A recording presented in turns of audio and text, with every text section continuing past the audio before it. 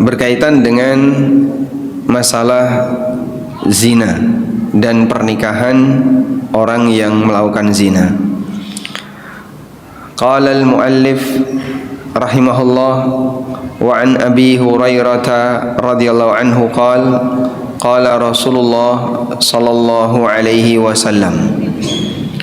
Dari Abu Hurairah radhiyallahu anhu, Rasulullah sallallahu alaihi wasallam bersabda, la yankihu zanil majlud illa mithlaha.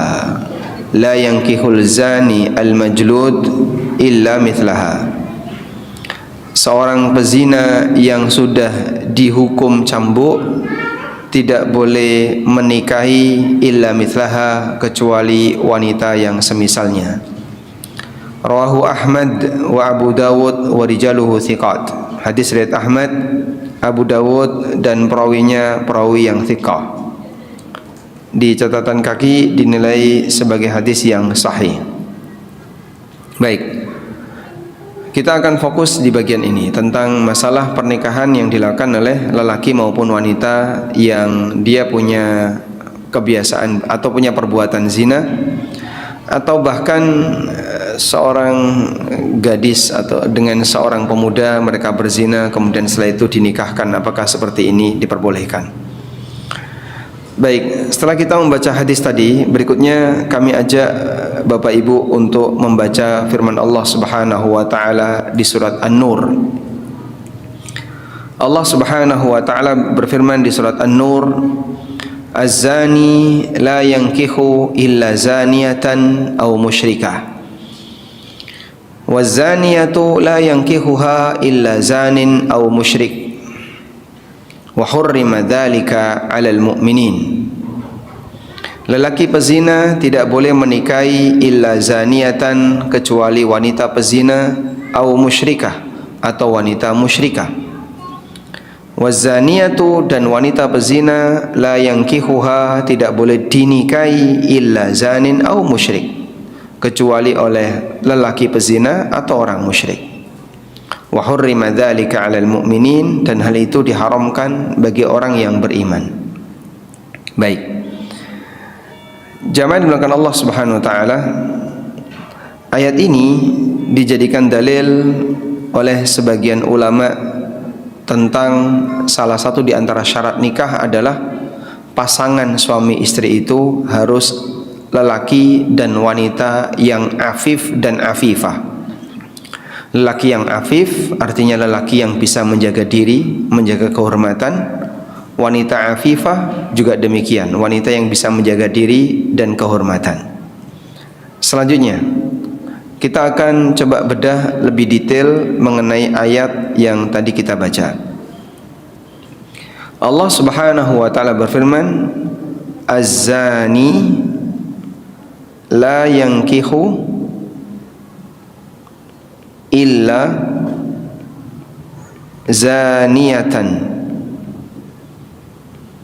zaniyatan au musyrikah. Seorang lelaki pezina tidak boleh menikahi kecuali wanita pezina atau wanita musyrikah. Baik, kata yankihu di sini, kata la yankihu di sini ada dua makna. Makna yang pertama adalah an-nikah di sini maknanya hubungan badan. Hubungan badan. Sehingga kalau kita terjemahkan la yankihu di sini maknanya hubungan badan, berarti ayat ini sifatnya berita. Sehingga kita artikan seorang lelaki pezina tidak akan melakukan hubungan badan kecuali dengan sesama wanita pezina atau wanita musyrikah, wanita kafir yang dia tidak punya perhatian terhadap masalah hukum halal haram tentang kemaluan. Sehingga jika kita artikan la yankihu di sini adalah hubungan badan, berarti sifatnya ayat ini bentuknya berita. Sehingga artinya seorang lelaki pezina tidak akan melakukan hubungan badan ya kecuali dengan sesama wanita pezina. Wanita yang baik tidak akan mau melakukan hubungan badan dengan lelaki pezina di luar nikah, atau bersama wanita musyrikah, wanita kafirah yang mereka tidak peduli dengan masalah hukum. Makna yang kedua yang dimaksud dengan la yankihu di sini, maknanya adalah akad nikah. Bahwa lelaki pezina tidak boleh melakukan akad nikah kecuali dengan sesama wanita pezina atau dengan wanita musyrikah. Inilah kalau kita artikan sebagai akad nikah. Maka kalau kita terjemahkan dengan akad nikah, berarti ayat ini isinya adalah aturan. Ayat ini bentuknya adalah aturan, bahwa lelaki pezina tidak boleh melangsungkan akad nikah kecuali dengan sesama pezina. Baik, saya bacakan tafsir Ibnu Katsir. Beliau mengatakan, hadza khabarun minallahi ta'ala. Ayat ini merupakan berita yang disampaikan oleh Allah Ta'ala, bi anna zani la yatau illa zaniyatan aw musyrikah, bahwa seorang lelaki pezina tidak akan melakukan hubungan badan kecuali dengan sesama orang yang berzina atau dengan wanita yang kafir. Maksudnya adalah la yutawi'uhu ala muradihi minaz-zina illa zaniyatan asiyatan. Tidak akan ada seorang wanita yang mau menuruti nafsu seorang lelaki pezina kecuali sesama manusia pezina yang suka maksiat atau dengan wanita musyrikah yang enggak tahu hukum. Wa kadzalika zaniyatu la yankihu illa zanin. Demikian pula seorang wanita pezina tidak akan melakukan hubungan badan kecuali dengan lelaki pezina atau dengan lelaki kafir yang dia tidak punya aturan tentang masalah halal haram hubungan badan. Demikian tafsir yang disampaikan oleh Ibnu Abbas dalam sebagian riwayat sebagaimana keterangan Sufyan Ats-Tsauri. Kata Ibnu Abbas, laisa hadza bin nikah innama huwal jima'.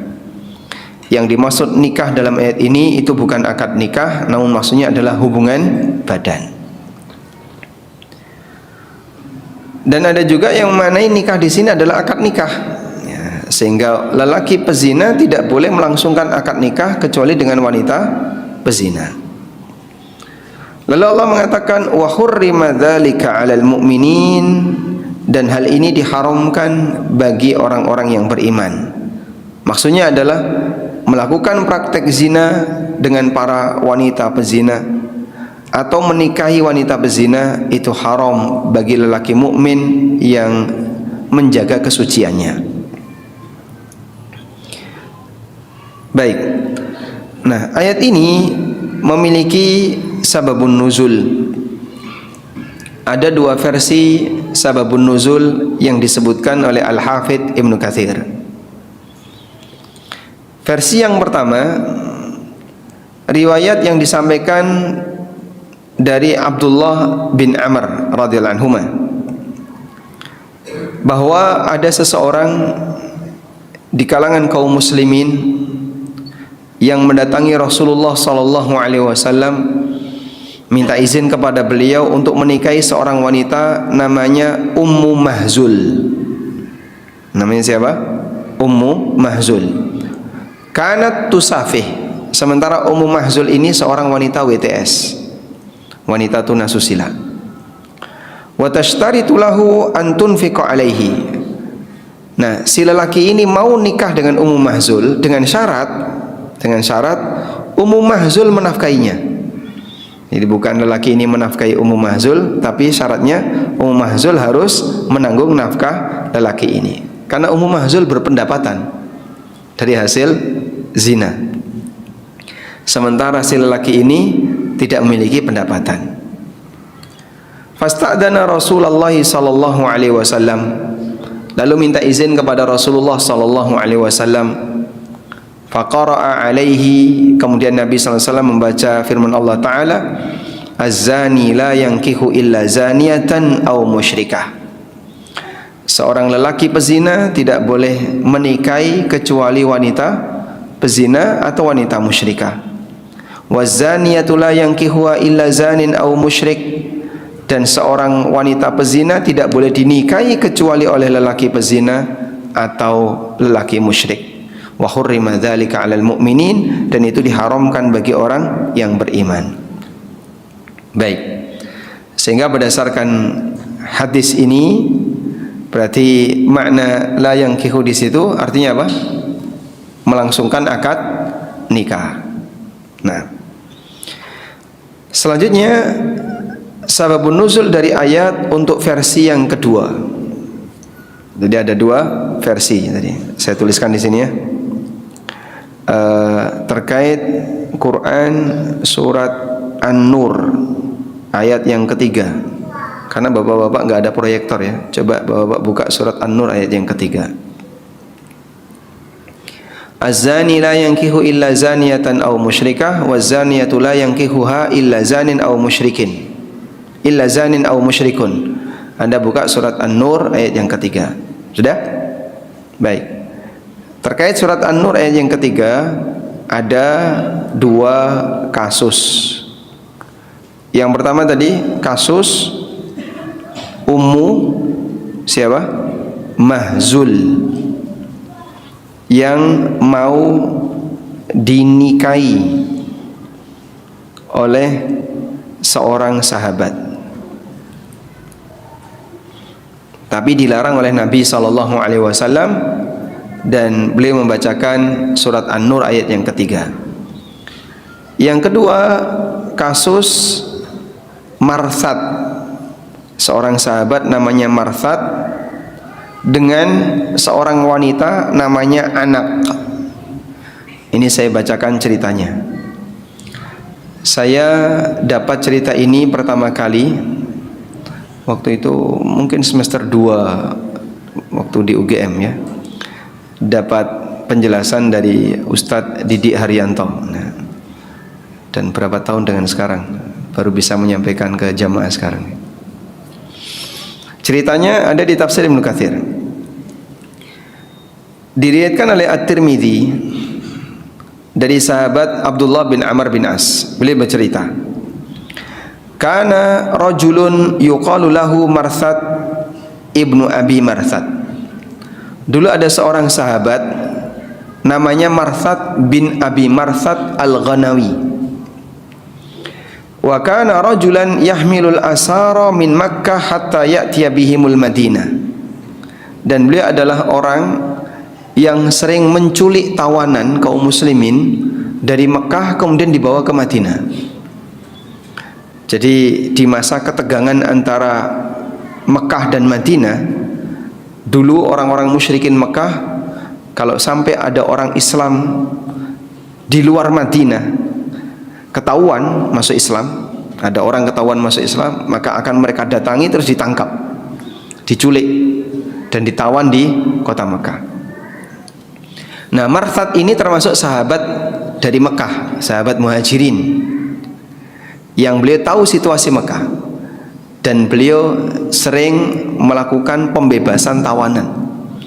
Jadi datang malam hari, kemudian sembunyi-sembunyi, lalu nanti mendatangi tawanan, kemudian dibebaskan, dibawa ke Madinah.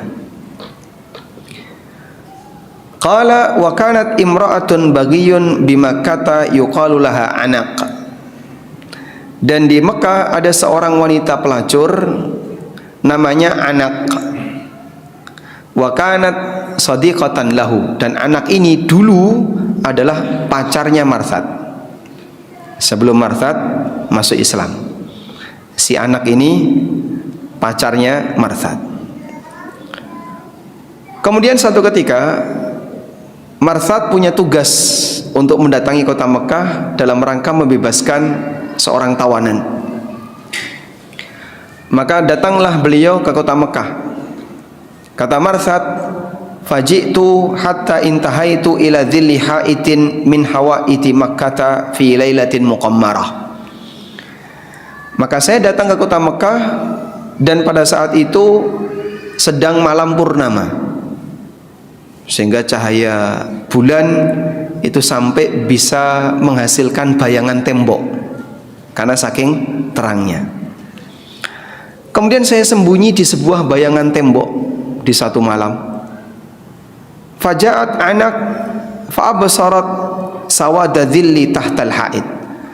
Tiba-tiba datang anak, buka jendela, melihat ada bayangan yang sedang sembunyi di balik tembok. Falamman tahat ilayya arafatni. Ketika anak itu melihat dengan detail, dipandangi terus, akhirnya dia sadar. Dia tahu, oh ternyata ini Marthad, mantan pacarnya dulu. Faqalat, maka si anak langsung bertanya, Marthad? Itu Marthad? Fakultu, ya saya Marthad. Faqalat, maka si wanita ini pun mengatakan, marhaban wa ahlan, selamat datang Marthad. Halumma fabitta indana al-laila. Ayo tidur di tempat saya saja. Masya Allah. Ya. Malam ini silakan tidur di tempat saya. Ya. Gratis wifi. Masya Allah. Nginap saja di tempat saya. Fakultu, maka Marthad mengatakan, ya anak, haramallahu zina. Allah mengharamkan zina, sehingga enggak boleh untuk zina. Marthad menolak. Faqalat, maka anak langsung teriak, ya ahlal khiyam, hadha ar-rajulu yahmilu asrakum. Wahai penduduk kampung, ini ada orang yang menyelundupkan, mau membebaskan tawanan. Ada orang penyelundup yang mau membebaskan tawanan kalian. Akhirnya beliau pun lari. Fatabi'ani thamaniyatun wa dakhaltul handama.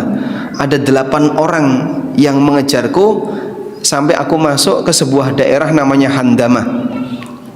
Fantahaitu ila gharin, kemudian saya sembunyi di dalam gua. Jadi gua ketika itu bukan gua seperti kita gitu ya, masuk lorong gitu. Tapi dia cekungan. Ada bebatuan, ada cekungan. Marthad masuk ke situ. Fadakhaltu fihi, kemudian saya masuk ke dalam gua tadi. Nah, 8 orang yang nyari-nyari tadi tetap berusaha untuk mencari.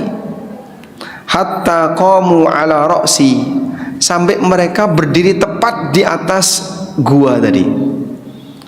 Fabalu, terus mereka kencing. Ya. Fadhalla bauluhum ala ra'si, mereka kencing tepat di atas kepalaku.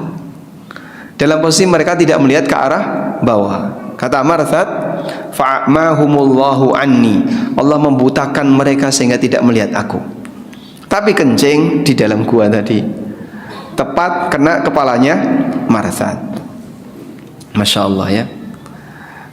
Lebih milih mana? Tidur bersama si wanita tadi tapi aman, atau lari tapi seperti ini resikonya? Bisa dibunuh ini Marthad kalau sampai ketangkap.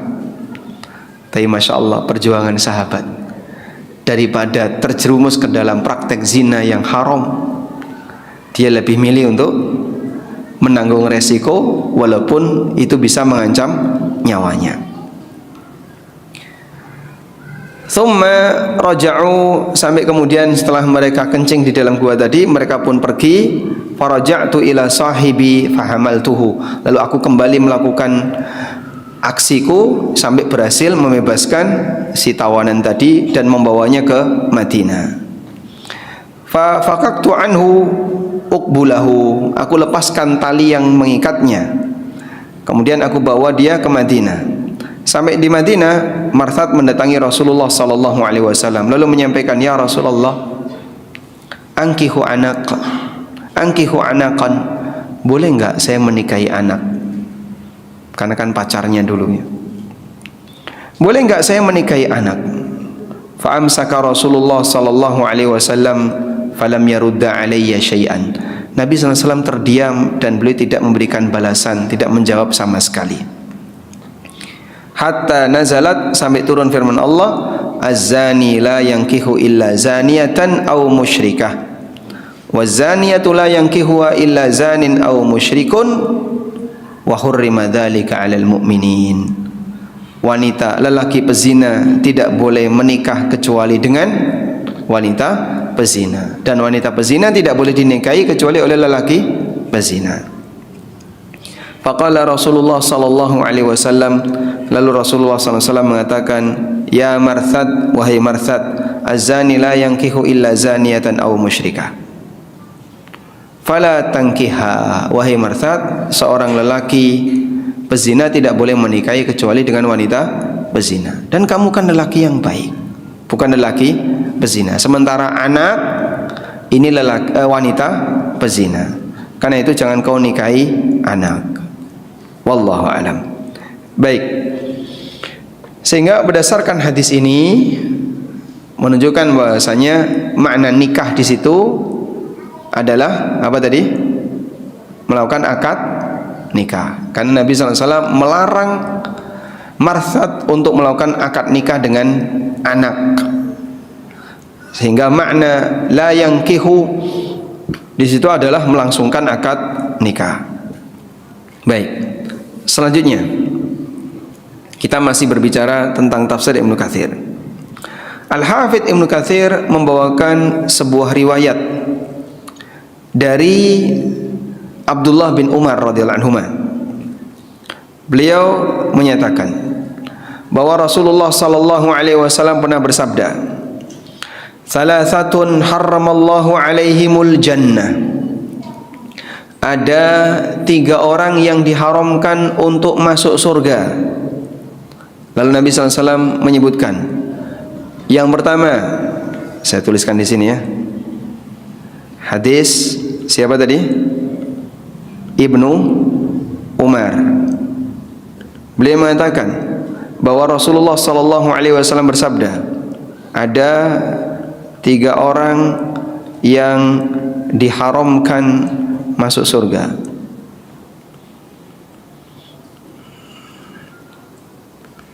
Siapa saja mereka? Yang pertama, mudminul khamri, pecandu khamr. Yang kedua, wal'aqu, orang yang durhaka kepada orang tuanya. Orang yang durhaka kepada ortunya. Lalu yang ketiga kata Nabi sallallahu alaihi wasallam, wad-dayus alladhi yukirru fi ahlihi al-khubtha, dan lelaki dayus yang mengizinkan istrinya atau anak perempuannya untuk melakukan tindakan jorok, menjijikkan. Maksudnya tidak menjaga kehormatan. Saya tulis yang ketiga, di antara orang yang haram masuk surga adalah dayus. Siapa dayus? Lelaki yang hilang rasa cemburunya. Lelaki yang hilang rasa cemburu. Alladzi yukirru fi ahli al-khubtha, yang kata Nabi sallallahu alaihi wasallam, yang mengizinkan, membiarkan istrinya atau anak perempuannya untuk melakukan tindakan khabith. Tindakan khabith yang dimaksud ya, tindakan yang merusak kehormatan. Ya. Sehingga dia punya istri atau punya anak perempuan yang pekerjaannya di klub-klub malam ya, atau di panti pijat, lalu mijeti lawan jenis, bahkan kadang sampai melakukan hubungan badan. Sehingga dia punya suami, di saat yang sama dia juga punya lelaki simpenan yang bayari dia, menemani lelaki ini kemudian dibayar. Nah, lelaki yang seperti ini membiarkan istrinya melakukan praktek zina atau merusak kehormatan disebut dengan lelaki apa? Dayus. Disebut lelaki dayus, yang dia tidak bisa menjaga istrinya dan anggota keluarganya dalam menjaga kehormatannya, tidak punya rasa cemburu. Baik, selanjutnya Ibnu Katsir juga mengatakan wa qala Abu Dawud At-Tayalisi, disebutkan dalam riwayat Abu Dawud At-Tayalisi dari Ammar bin Yasir bahwa Rasulullah SAW bersabda, la yadkhulul jannata dayuthun, dayuth tidak akan masuk surga, yaitu lelaki yang tidak punya rasa cemburu kepada keluarganya. Dari sinilah para ulama membuat kesimpulan berkaitan dengan masalah hukum menikahi lelaki pezina atau wanita yang pezina. Baik. Selanjutnya juga disebutkan dalam hadis yang lain riwayat An-Nasa'i dari Ibnu Abbas radhiyallahu anhuma. Ibnu Abbas bercerita, Ja'a rajulun ila Rasulillah sallallahu alaihi wasallam. Datang seorang lelaki menghadap Rasulullah sallallahu alaihi wasallam. Lalu lelaki itu bertanya, Inna indi imra'atun hiya ahabbun nasi ilayya wa hiya la tamna'u yatalamisin. Ya Rasulullah, saya punya istri yang sangat saya cintai, tapi sayangnya dia tidak pernah menolak disentuh orang. Istri saya ini tidak menolak kalau disentuh lelaki yang lain. Qala, kemudian Nabi SAW mengatakan, talikha, kalau begitu ceraikan istrimu. Qala, jawab si lelaki ini, la sabrali anha, aku enggak sanggup untuk menceraikannya, aku enggak sabar kalau melihat dia. Dan ini mungkin cinta hanya karena faktor fisik, faktor kecantikan dan seterusnya. Sambil lelaki ini dia sudah tahu karakter istrinya yang buruk, tidak nolak kalau disentuh sama orang lain, cuman dia enggak sanggup untuk menceraikannya. Faqala, kemudian Nabi SAW mengatakan, istamti' biha, kalau begitu pertahankan sebagai istrimu. Nah, sehingga dalam hadis ini Rasulullah SAW mengizinkan kepada yang bersangkutan, para sahabat tadi, untuk mempertahankan si wanita tadi sebagai istrinya. Baik. Al-Hafidz Ibnu Katsir kemudian menjelaskan hadis ini. Kata beliau, al-murad anna sajiyataha la taruddu yaday lamisin. Yang dimaksud dalam hadis ini, laporan sahabat tadi adalah wanita ini punya karakter tidak menolak orang yang menyentuhnya. La annal murada anna hadza waqi'un biha, bukan maksudnya ada kejadian seperti itu, bukan maksudnya ada kejadian dia suka disentuh sama lelaki yang lain. Wa annaha taf'alul fahisha, dan bukan maksudnya si wanita ini melakukan zina. Fa inna Rasulullah sallallahu alaihi wasallam la ya'dhanu fi musahabati min hadhi sifatuha, karena Rasulullah SAW tidak mengizinkan bagi seorang lelaki untuk menikahi wanita yang seperti ini karakternya.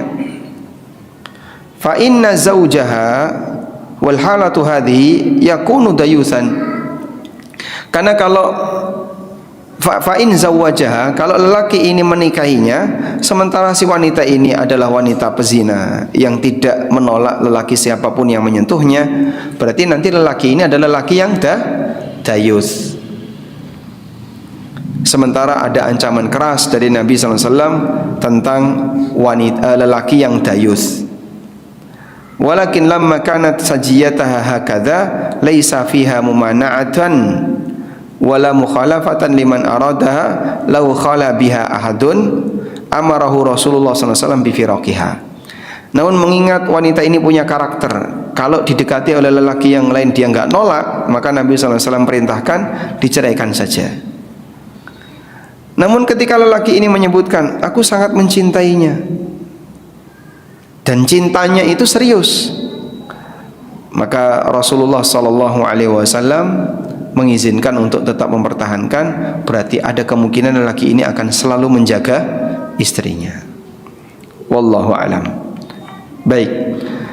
Walhamdulillah, ini beberapa dalil yang disampaikan oleh Al-Hafidz Ibnu Katsir. Sekarang kita akan rapikan dari penjelasan tadi ya. Jadi begini ya, belajar hadis maupun belajar tafsir itu seperti belajar bahan baku. Seperti belajar bahan baku. Ini ada bahan baku. Udah. Kalau kita belajar bahan baku, kita sebutkan penjelasan-penjelasan para ulama. Nah, kadang di fase itu belum sistematis, sehingga mungkin teman-teman yang dengerin, iki kesimpulannya apa toh kok gak ngerti. Nah, karena belum sistematis. Tugasnya para asatidzah adalah membuat itu lebih rapi dan sistematis. Karena Anda lebih terbiasa membaca yang sudah jadi hasil dan kesulitan untuk membaca bahan baku. Begitu ya. Baik, sekarang kita akan lihat penjelasan yang lebih sistematis. Jadi kita mau bahas tentang apa tadi? Hukum pernikahan,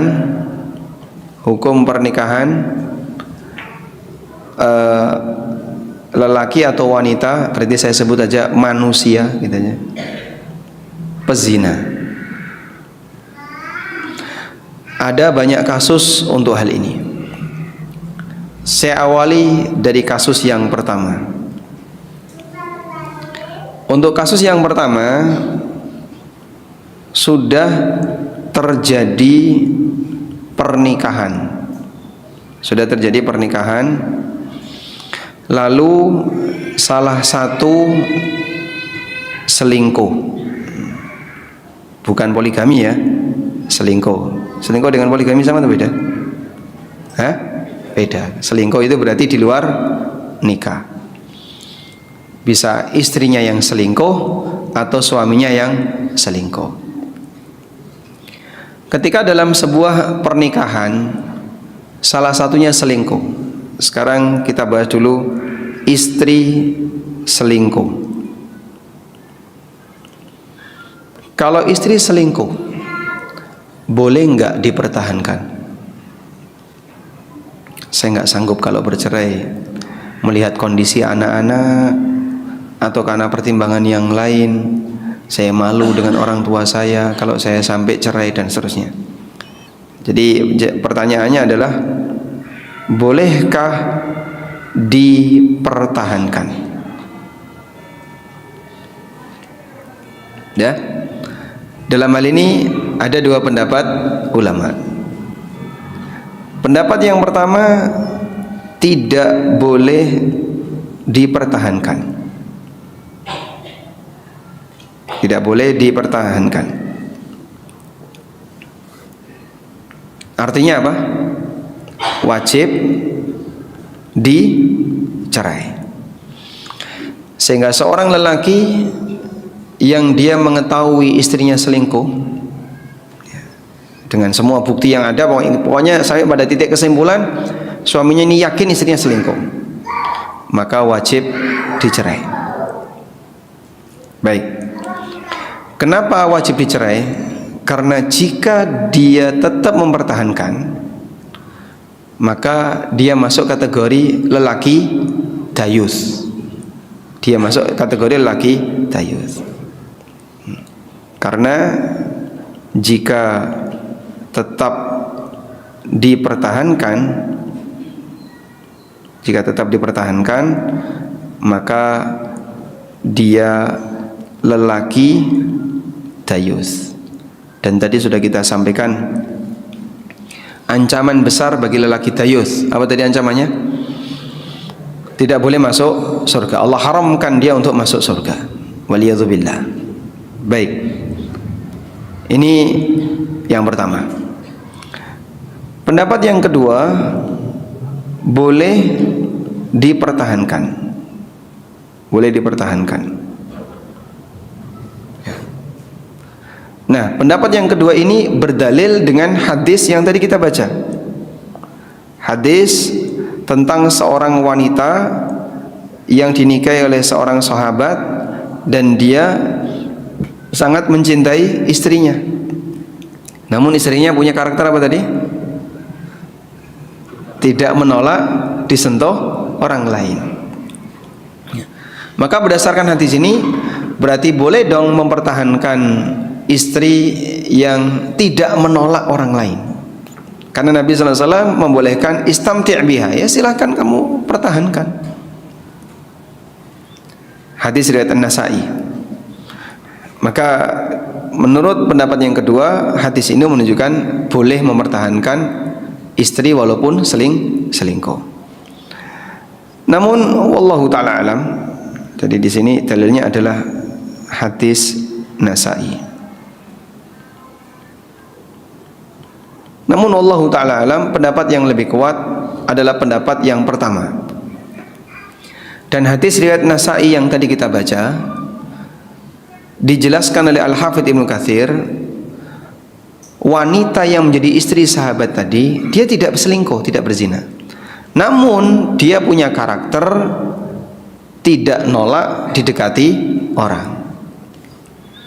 Nah, maka ketika suaminya sudah menyatakan dengan tegas, saya sangat mencintainya, saya nggak sabar kalau sampai menceraikannya, berarti menunjukkan kalau suaminya akan berusaha untuk melindunginya. Sehingga Nabi SAW diizinkan untuk apa? Atau wanita lelaki ini diizinkan untuk mempertahankannya. Baik, insya Allah paham di sini. Alhamdulillah. Ini kasus yang pertama tentang istri selingkuh. Berikutnya kita beralih ke kasus yang kedua. Suami selingkuh. Antara suami selingkuh dengan suami poligami lebih menyakitkan yang mana?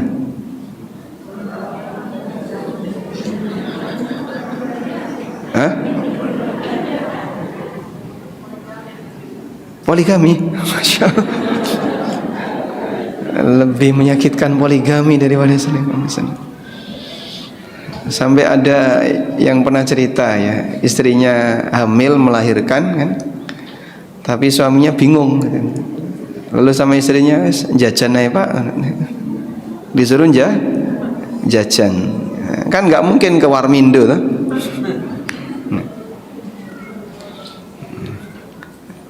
Jadi lebih meyakinkan yang mana antara suami selingkuh dengan suami poligami? Hah? Coba jawab dengan jujur. Menurut Anda lebih menyakitkan yang mana?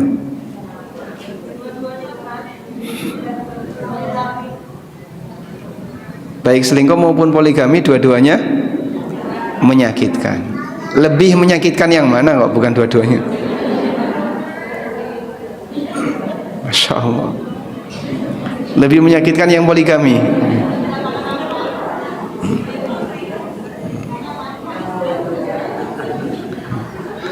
Berarti wanita lebih ridho suaminya melakukan yang haram daripada yang halal. Lebih senang dibohongi daripada dimintai maaf ya. Masya Allah. Baik. Tayyib. Ketika suami selingkuh, maka status dia sebagai apa? Lelaki fasik. Status suami itu akan menjadi lelaki fasik. Jika istrinya adalah seorang afifah, wanita yang bisa menjaga kehormatan, maka ketika suaminya adalah orang fasik, si istri punya hak untuk gugat cerai.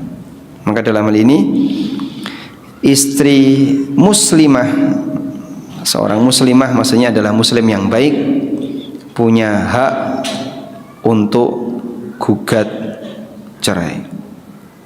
Dengan tuduhan apa? Suaminya selingkuh. Karena ketika dia selingkuh berarti status suaminya adalah lelaki yang fasik. Baik. Dan gugat cerai di sini bukan masuk kategori nusyuz, karena status dia punya hak untuk melakukan gugat cerai. Baik, sampai di sini insyaallah dipahami ya.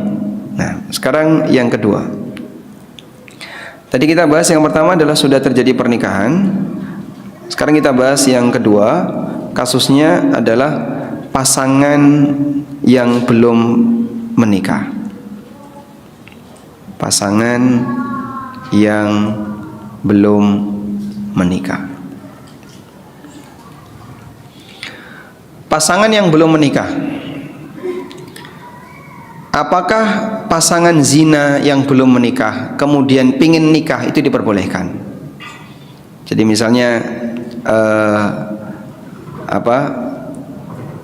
Joko, satunya kok Joko, jangan sebut Joko, ini nama orangnya. Ada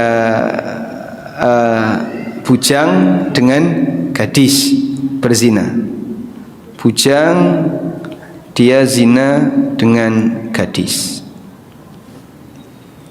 Bolehkah nikah? Baik. Di sini ada 3 keadaan. Keadaan yang pertama, keduanya sudah taubat, sehingga bujang sama gadis berzina. Nah, kasus kayak gini kan banyak sekali ya. Dan setelah ngaji kemungkinan masih banyak beberapa teman yang mereka terus mengakui, dulu saya pernah seperti ini, pernah seperti ini. Walhamdulillah, dengan adanya kajian mereka berusaha untuk memperbaiki diri. Bahkan banyak di antara pasangan suami istri yang sudah ngaji dulu terjadi karena perzinaan. Taib. Kalau keduanya sudah bertaubat sebelum akad,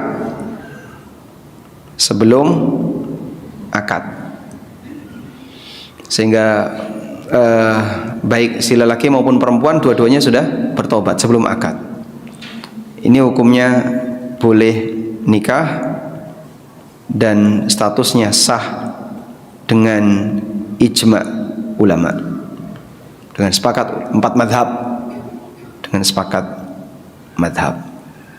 Baik. Kasus yang kedua, salah satu belum nikah, tapi salah satu belum taubat, kok belum nikah, salah satu belum taubat dan belum dihukum. Salah satu belum taubat dan belum dihukum, baik si lelaki maupun si perempuan. Ini seperti keadaan di tempat kita. Sehingga si lelaki dia belum taubat, karakter dia pengen zina itu masih ada. Misalnya lelaki dan perempuan berzina, terus si perempuan sedih, akhirnya dia menyesal dengan perbuatan itu. Padahal mereka sudah lamaran. Si wanita ini sedih karena dia berzina sebelum akad nikah. Pernikahannya tinggal 1 bulan lagi akad nikahnya, tapi mereka zina.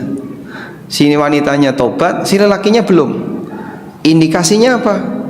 Masih sering ngejak, tapi si wanita terus menolak. Sampai akhirnya di hari H akad. Boleh enggak diakadkan?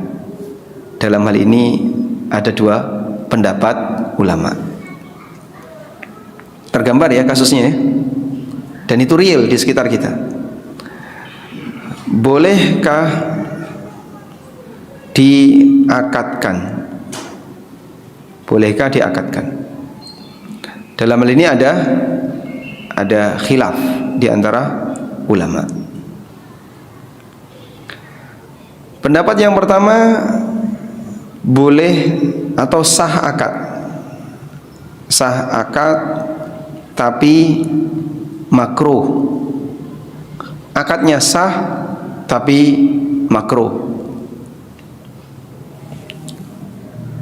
Dan ini pendapat Malikiyah dan Hanafiyah. Coba saya bacakan keterangan tentang itu.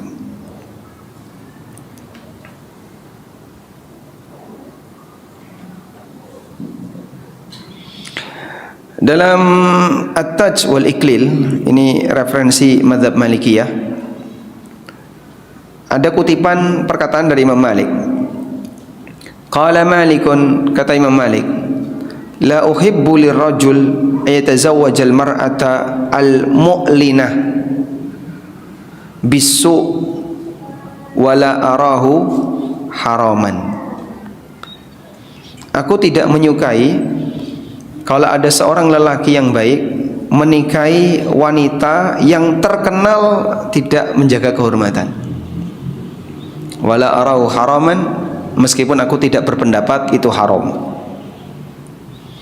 Sehingga menurut pendapat Imam Malik, statusnya tidak sampai haram, namun beliau tidak suka. Berarti apa? Makruh. Artinya akadnya sah. Artinya akadnya sah. Dari sinilah ketika seorang lelaki dan wanita yang berzina, ya, bujang dan gadis berzina, kemudian salah satunya belum taubat, satunya sudah taubat, boleh enggak dinikahkan? Maka dalam hal ini menurut pendapat yang pertama nikahnya sah, tapi makruh. Pendapat yang kedua, nikahnya batal sampai pasangannya taubat, ya, sampai pasangannya taubat. Sehingga jika yang taubat baru salah satu, maka satunya dipaksa untuk taubat. Maka yang tahu harus memberitahu. Misalnya si wanitanya sudah taubat, si lelakinya belum, terbukti tadi ya masih sering ngejak, cuman ditolaki terus. Maka si wanita ini harus memberitahu, mohon maaf, pacar saya ini masih sering ngejak, sehingga nanti sebelum dia diakadkan dipaksa untuk taubat, ya. Karena itu petugas KUA sebelum melakukan akad nikah nyuruh mereka berdua ngapain? Istighfar, baca asyhadu alla ilaha illallah wa asyhadu anna muhammadan abduhu wa rasuluh, terus baca astaghfirullah astaghfirullah astaghfirullah. Baru setelah itu khutbatul hajah, terus akad nikah. Sehingga wallahu alam, mungkin salah satu di antara latar belakang kenapa disuruh istighfar, karena biar sebelum akad nikah taubat dulu, ya. Dulu disuruh istighfar. Hah? Oh enggak, masya Allah, alhamdulillah, berarti petugasnya enggak suudon, ya. Maka Anda ketika akad nikah kok suruh istighfar, kamu tobat dulu. Bapak saya tobat, kenapa kok dipaksa tobat? Jangan-jangan kamu melakukan tidak, wah ini suudon duluan, saya nggak ngapa-ngapain kok. Baik. Sehingga harus ada tobat dulu, dan ini pendapat Imam Ahmad. Pendapat Imam Ahmad. Mazhab Imam Ahmad rahimahullah termasuk yang cukup ketat dalam hal ini, sehingga kedua belah pihak harus dalam posisi sudah taubat. Maka al-afaf, menjaga kehormatan, itu syarat sah nikah. Baik. Yang ketiga, salah satunya belum taubat tapi sudah dihukum. Salah satunya belum taubat tapi sudah dihukum. Misalnya seperti di Aceh, ya, sudah dicambuk, dan salah satunya belum taubat tapi sudah dihukum. Maka dalam posisi ini, karena sudah dihukum, apakah boleh dinikahkan? Pendapat yang lebih kuat, hukumnya boleh dinikahkan. Dan ada juga yang mengatakan tidak boleh dinikahkan. Jadi masih di ranah khilaf dalam hal ini. Wallahu alam. Baik.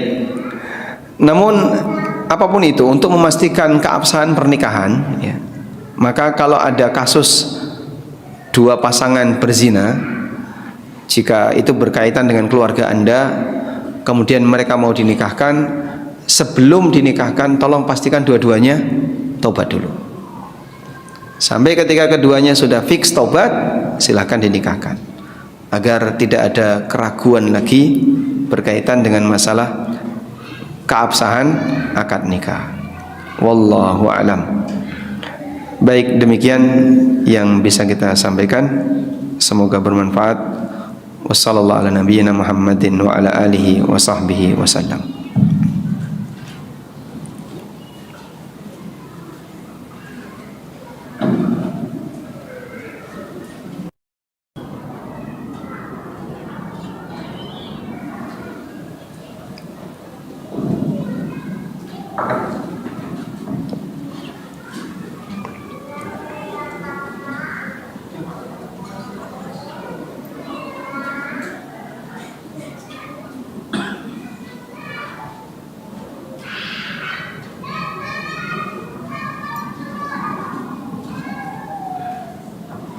Baik Ustaz, sudah ada beberapa pertanyaan yang masuk.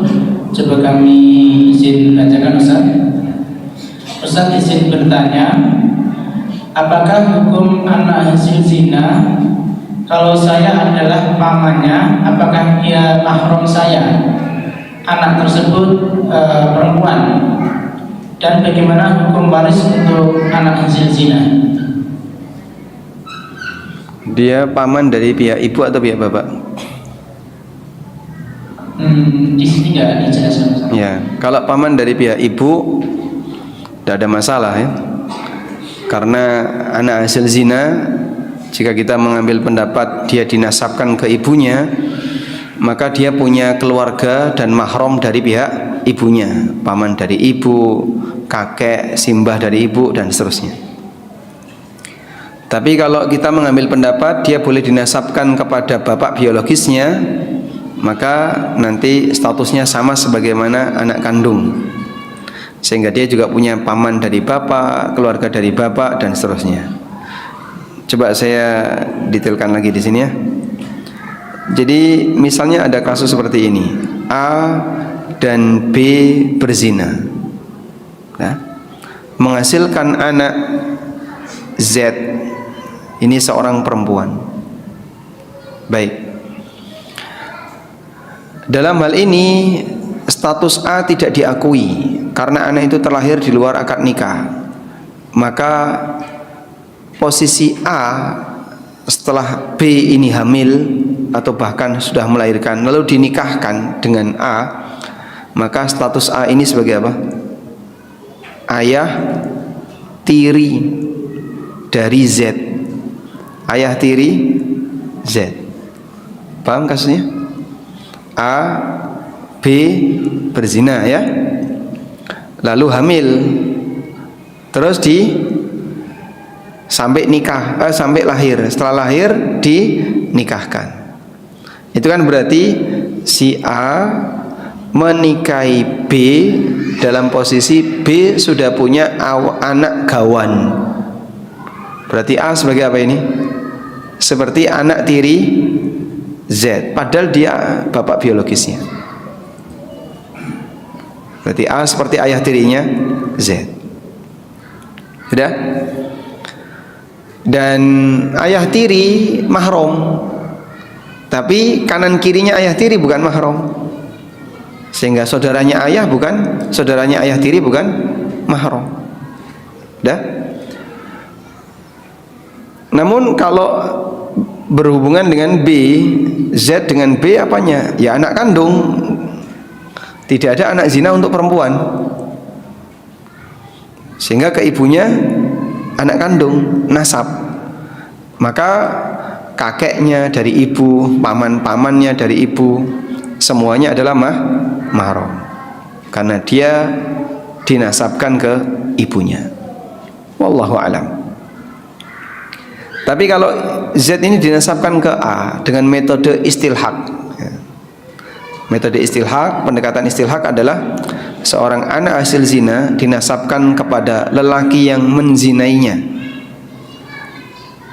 dan itu atas persetujuan lelaki tersebut. Jadi metodenya metode istilhaq. Maka nanti dia juga punya keluarga dari pihak lelaki. Wallahu a'lam. Baik. Selanjutnya. Baik Ustaz, pertanyaan berikutnya. Bismillah. Tadi disebutkan Ustaz, karakter tidak menolak lelaki lain. Itu contohnya seperti apa Ustaz? Apakah seorang istri yang bekerja di luar rumah lalu sering bertemu dengan laki-laki yang bukan mahram itu juga disebut tidak bisa menolak lelaki lain? Ya, kita paham yang dimaksud tidak menolak lelaki yang lain adalah ketika dia membuka diri saat didekati oleh lelaki yang lain, ya, dipejeti, dimarnoi, ya. Kemudian disentuh-sentuh, biarkan saja. Itu maksud lelaki yang tidak menolak, wanita yang tidak menolak lelaki yang lain. Kadang diajak boncengan ya melu, sehingga dia punya suami tapi diajak lelaki yang lain, ayo diajak boncengan berdua, makan berdua, dipejeti sama orang datang, biasa saja, tidak ada perasaan berdosa, tidak ada perasaan bersalah. Nah, wanita seperti ini tidak bisa menjaga kehormatan. Namun yang dimaksud tidak menolak lelaki yang lain dalam arti tidak nolak diajak salaman, bukan, ya, bukan seperti itu. Ada banyak sekali wanita yang baik dalam arti menjaga kehormatan, tapi urusan salaman dengan non mahram plak-plek. Ada banyak. Berarti dia wanita yang tidak menolak lelaki yang lain. Oh, bukan. Dia menjaga kehormatan. Cuman budaya di tempat kita, pendidikan tentang salaman dengan non mahram itu masih rendah, sehingga diajak salaman dengan non mahram kok nggak mau, rasanya malu, makanya dia tetap salaman, ya. Coba nggak kebayang misalnya istrinya pejabat, nah, istrinya pejabat kan salaman dengan laki dan perempuan tanpa ada batas mahram maupun bukan mahram.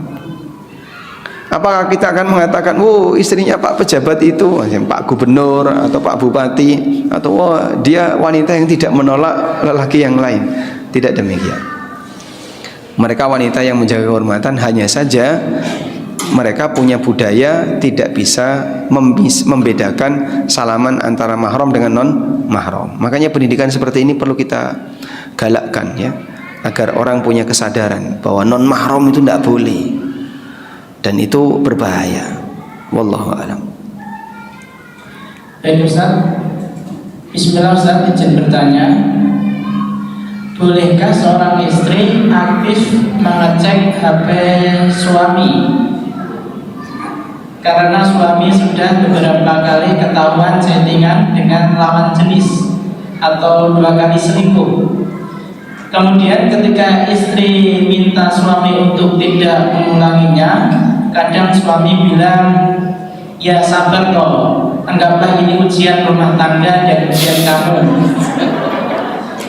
Kan kamu sudah diberikan nikmat yang banyak, jadi anggaplah ini yang kamu, ujian kamu. Toh aku tetap kembali kepada kamu. Mohon nasihatnya Ustaz. Masya Allah.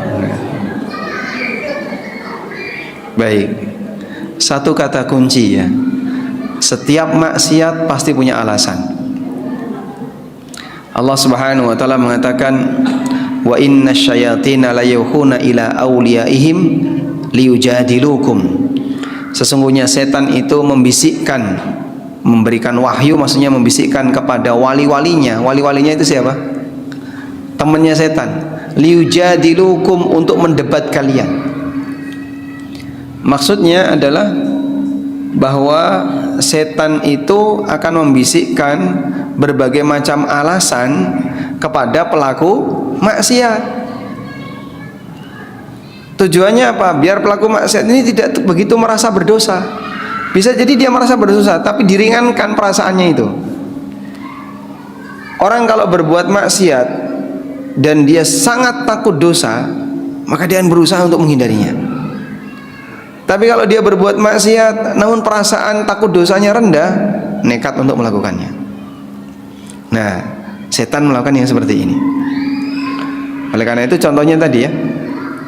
Jadi si lelaki ini dibisiki sama setan, Ya, anggaplah ini sebagai ujian rumah tangga ya. Selingkuh itu kan selingan keluarga utuh. Jadi aslinya itu sebenarnya adalah bisikan dari setan. Maka sampaikan, hal yang haram tidak boleh dipertahankan, hal yang haram harus ditinggalkan. Sehingga ibu sampaikan secara terus terang, saya mencintai abang dan saya berharap kita sama-sama bisa masuk surga, sehingga tolong dihati-hati jangan sampai melakukan praktek yang haram seperti ini. Kalau bapak mau poligami, insya Allah saya izinkan, tapi nanti kalau sudah mati kalau aku sudah mati.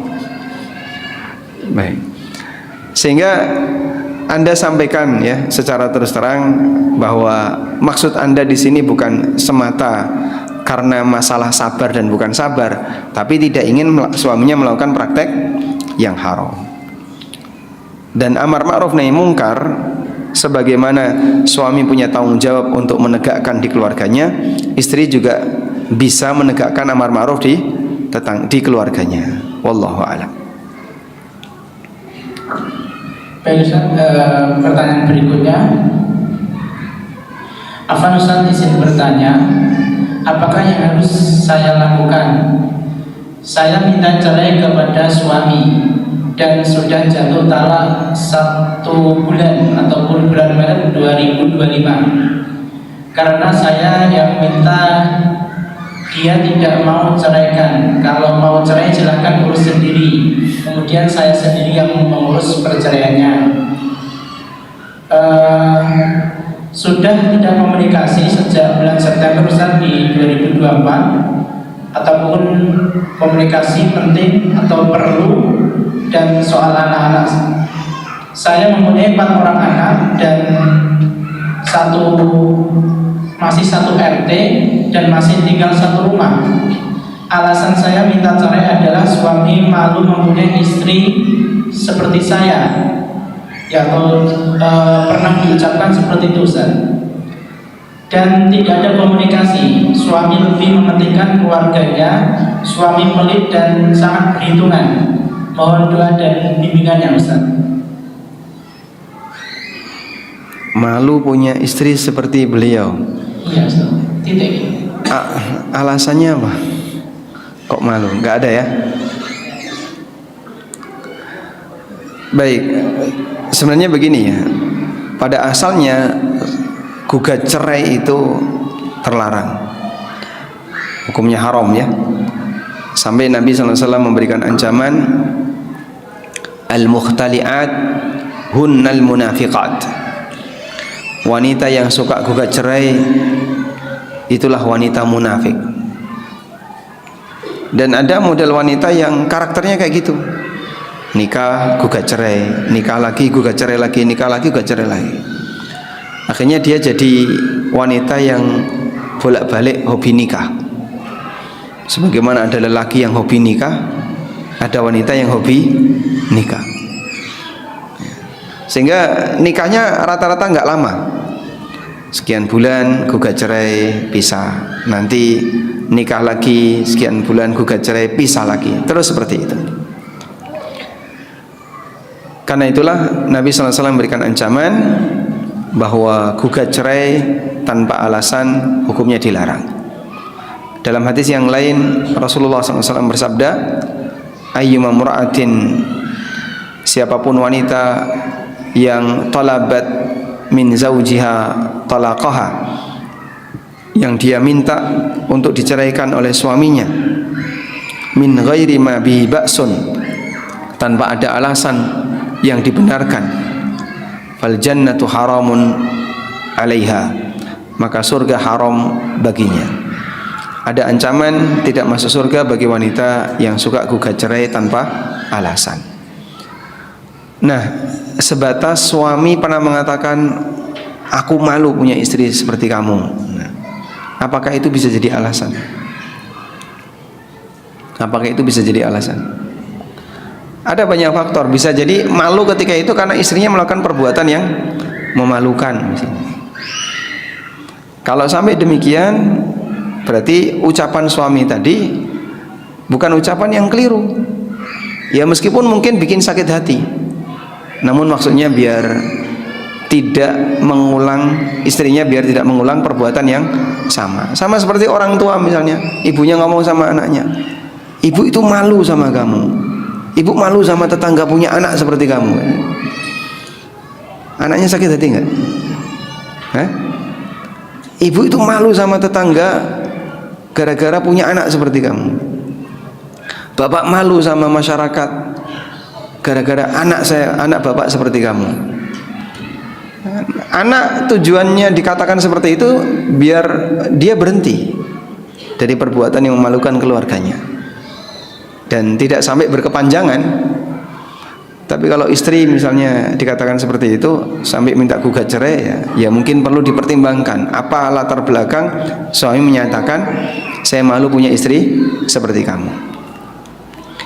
Kemudian yang kedua berkaitan dengan pelit tadi. Kalau pelitnya itu sampai pada titik sang istri tidak diberi nafkah yang cukup, nafkahnya kurang, seperti yang dialami oleh Hindun, sehingga suami tetap memberikan nafkah tapi kurang. Dalam hal ini wallahu alam memang bukan solusi utama gugat cerai. Maka Nabi SAW tidak memberikan solusi Hindun gugat cerai kepada Abu Sufyan karena masih diberi nafkah, cuman kurang. Tapi solusinya adalah istri boleh ngambil uang suami dengan syarat jangan sampai tahu. Oh iya serius tuh, karena kalau tahu kan jadi masalah ya. Maka Anda boleh ambil tapi jangan sampai tahu. Sehingga solusinya bukan langsung gugat cerai. Maka ada beberapa yang perlu dipertimbangkan terkait apakah wanita ini boleh gugat cerai atau tidak. Mulai dari pernyataan malu punya istri tadi, sama yang kedua berkaitan dengan nafkahnya. Wallahu a'lam. Jadi berikutnya Ustaz, sepasang suami istri saat pacaran sering melakukan zina, akhirnya menikah Ustaz. Kemudian dalam pernikahan dikaruniai seorang anak. Apakah anaknya kelak akan berzina juga Ustaz? Kemudian tambahan, apakah zina itu dosa warisan Ustaz? Tayyib, ada ungkapan az-zina dainun. Zina itu utang. Tapi ini bukan dalil ya, ini bukan hadis. Jadi yang dimaksud zina itu utang. Perbuatan zina itu ada kalanya mendolimi orang lain, ada kalanya tidak sampai pada tingkatan kedoliman.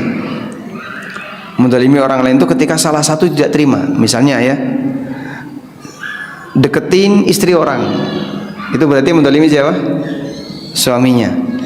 Atau deketin ibunya orang lain, nah, itu bisa jadi anaknya nggak terima, dan seterusnya. Nah, pada posisi seperti ini bisa jadi dia akan dibalas oleh Allah. Mungkin salah satu di antara anggota keluarganya nanti akan dideketi oleh lelaki yang lain yang membuat dia sakit hati. Itulah makna bahasanya az-zina dain. Zina itu utang. Meskipun demikian, bukan berarti bahwasanya ketika orang tua berzina maka nanti anaknya akan berzina. Ya keliru. Karena anak tidak nanggung dosa orang tuanya. Wala taziru waziratun wizra ukhra. Bahwa seseorang tidak menanggung dosa orang lain. Mungkin saja orang tuanya dulu pernah berzina, tapi anaknya pendidikannya bagus. Mungkin nggak? Sangat mungkin. Makanya orang tua yang misalnya dulu pernah berzina kemudian dia nikah lalu punya anak ya, Anda jangan kemudian putus asa. Waduh, anak saya pasti gimana ini nasibnya nanti, sementara dulu saya rajin berzina. Mungkin dia juga akan menjadi seorang anak yang pezina. Jangan putus asa seperti itu terus dibiarkan saja anaknya. Tidak, perjuangkan agar anak kita lebih suci daripada orang tuanya. Makanya walhamdulillah, anak-anak kecil yang terlahir dari keluarga yang sudah kenal agama dengan baik, bisa jadi mereka lebih suci daripada bapak ibunya. Bapak ibunya dulu sebelum kenal agama ada yang dolanan klenik, mainan sihir, jimat, kemudian punya keyakinan khurafat, ditambah lagi pergaulan yang enggak karuan dan seterusnya. Nah, kita ingin semoga anakku lebih bersih daripada aku. Begitu ya, Pak. Apalagi budaya kita di masa dulu ya, SMA itu kan rata-rata pacaran ya. Kuliah juga banyak yang pacaran. Dulu sebelum dia kenal ajaran agama ini dengan baik. Oleh karena itu kita inginkan agar anak keturunan kita lebih bersih daripada diri kita. Wallahu a'lam. Tes selanjutnya Ustaz, apabila ada seorang wanita yang sudah hamil duluan kemudian akan menikah dengan seorang lelaki yang menghamili, apakah itu diperbolehkan Ustaz, dan bagaimana hukumnya? Apakah perlu menikah atau ijab qabul ulang setelah si bayi lahir? Kemudian apabila mereka tidak melakukan ijab qabul ulang sampai memiliki anak lagi, bagaimana status nasab anak yang kedua Ustaz? Nah, Masya Allah, kasus seperti ini cukup banyak di tempat kita, dan memang berbahaya kalau diberi jawaban di tempat umum, apalagi online ditonton banyak orang. Yang pertama, saya memberikan disclaimer dulu bahwa jawaban ini berlaku bagi mereka yang punya kasus kemudian diberi solusi, bukan ajakan orang untuk berkasus. Beda ya? Baik. Kalau ada pasangan laki dan perempuan berzina lalu sampai hamil, bolehkah dinikahkan? Pendapat jumhur boleh, asal dengan lelaki yang menghamilinya. Ya? Dan sekali lagi, ini jawaban untuk yang sudah punya kasus. Jangan sampai salah pahami terus. Wah, enak kalau kayak gitu, zina saja nanti pasti akan dinikahkan. Wah, ini salah paham ya. Ini bukan ajakan orang untuk berkasus, tapi apa? Penjelasan hukum bagi yang sudah mengalami kasus. Nah, selanjutnya kalau nikahnya itu sah, berarti gimana? Ya, keturunannya selanjutnya sah. Apakah anak yang sudah ada dalam kandungan ini bisa dinasabkan kepada bapak biologisnya? Ada dua pendapat lagi. Jumhur mengatakan tidak, dan sebagian ulama membolehkan dinasabkan ke bapak biologisnya. Sehingga bedakan mengenai hukum pernikahannya dengan status anak yang terlahir dari hasil hubungan di luar nikah. Bisa dipahami ya? Baik. Dan memberi jawaban seperti ini kan bisa saja disalahpahami oleh sebagian orang, sehingga ada ternyata peluang enak yang bisa dilakukan oleh orang. Sudah terlanjur jatuh cinta, tapi orang tuanya sering menunda, zina. Toh nanti juga akan dinikahkan kalau kamu hamil. Wah, jangan kayak gitu. Ini bisa berbahaya. Ini jawaban untuk mereka yang sudah punya kasus, bukan ajakan untuk berkasus. Wallahu a'lam. Sehingga tadi nikahnya sah, maka anak-anak yang kedua dan seterusnya statusnya anak nasab yang sah. Baik, cukup insyaallah. Mungkin satu lagi Ustaz ya, terakhir mungkin. Bismillah Ustaz, izin bertanya, apabila seorang wanita menikah dengan seorang lelaki pezina, namun seorang wanita tersebut tidak mengetahui kalau lelaki tersebut berzina Ustaz, apa yang harus dilakukan dan saat ini sudah bertobat? Baik, karena dulu belum tahu maka statusnya nikahnya sah, dan dia tidak bertanggung jawab untuk mengulang pernikahan itu. Kemudian yang kedua, jika lelaki ini sudah bertobat, alhamdulillah, dia tidak perlu gugat cerai. Tapi kalau andaikan lelaki ini tetap bertahan, ya, dia suka mainan di mana misalnya di klub malam, terus nikah dengan lelaki ini, setelah nikah pun tetap seperti itu, hobi itu belum hilang. Suka bermain di tempat-tempat zina, di tempat karaoke, hobi itu belum hilang. dan istri tahu bahwasanya suaminya belum berhenti dari praktek suka selingkuh dengan wanita-wanita penghibur, maka dalam hal ini sang wanita harus gugat cerai karena dia tidak boleh bertahan dengan seorang lelaki fasik yang tidak bisa menjaga kehormatan. Wallahu a'lam.